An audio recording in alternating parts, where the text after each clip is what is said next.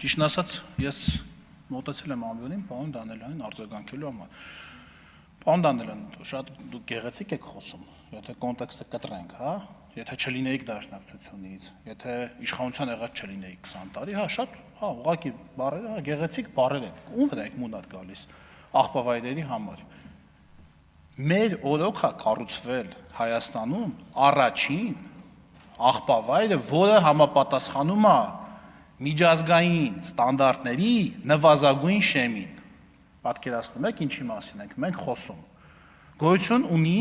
թափոնների կառավարման բուրգ, երեխեք ջան, ես լսեք, կարևոր բան է։ Հա։ Ուսանողներ, լսեք, սա շատ կարևոր է։ Գոյություն ունի թափոնների կառավարման բուրգ հասկացություն, որովհետեւ դուք պատկերացնեք, թե ինչի մասին է խոսքը, այդ բուրգի գագաթին գտնվում են օրինակ Շվեդիայի նման պետությունները, որտեղ ուրեմն թափոններից մնացուկը կարող է լինի, չասեմ, կես տոկոս, 1%, էդ էլ այդ այրված թափոնի տակի մոխիրն է, էդ էլ տանում են անտառներում որոշակի կանոններով, այսպես շաղ են տալիս, անցնում է հողի մեջ, մի խոսքով էլի տարալուծվում է, այսինքն կարելի ասել 0 թափոն ունեն։ Դա բուրգի գագաթն է։ Հետո կան այլ մակարդակներ թափոնների կառավարման եւ թափոնների կառավարման ստորին ընդունելի շեմը, գիտեք որն է։ Կոտայքում կառուցված մեր կողմից կառուցված նոր աղբավայրն է։ Ինչ այն իրանից ներկայացնում։ Հողի մեջ փորվում է փոս, ասենց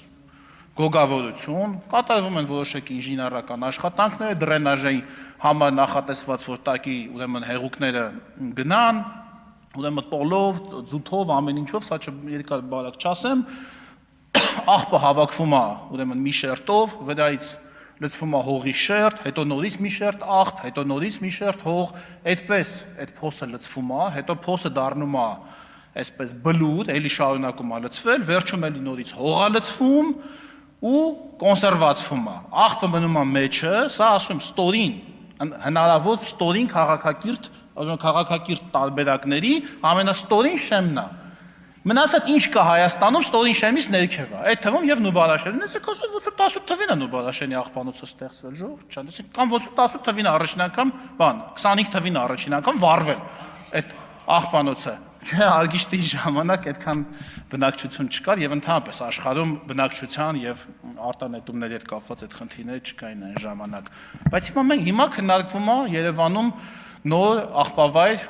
կամ աղբի վերամշակման նոր նախագծի հարցը։ Հիմա էլի այդ հարցը կքննարկվի, էլի կգաք, կասեք, բայց ռիսկերը բանը,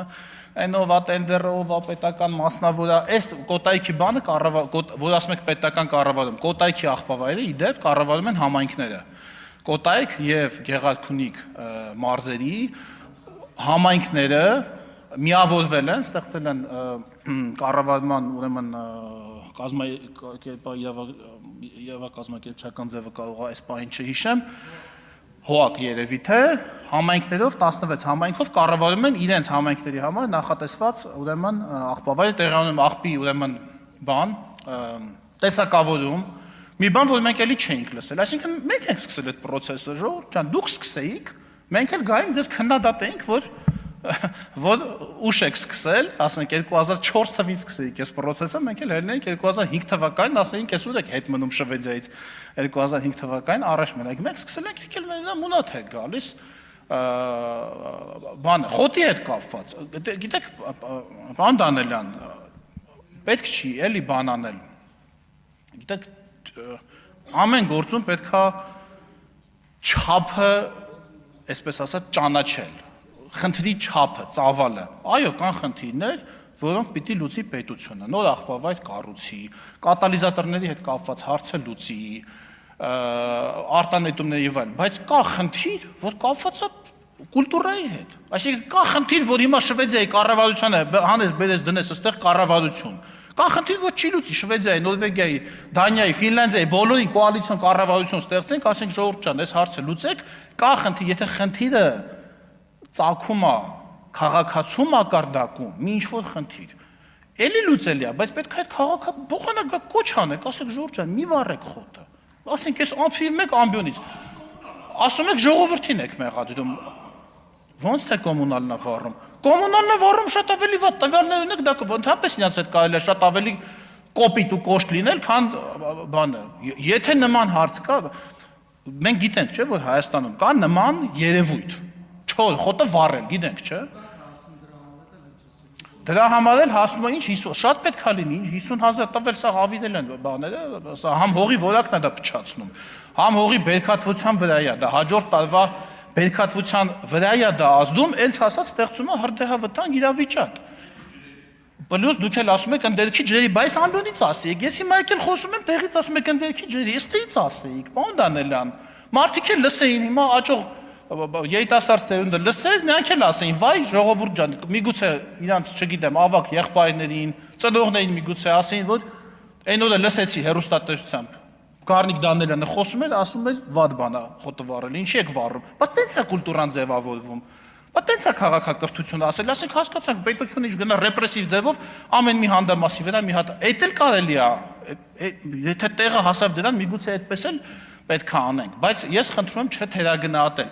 Ոնց են ասում, չէ՞։ Կայսինը, Աստծուն, պետությանը, պետական ֆունկցիան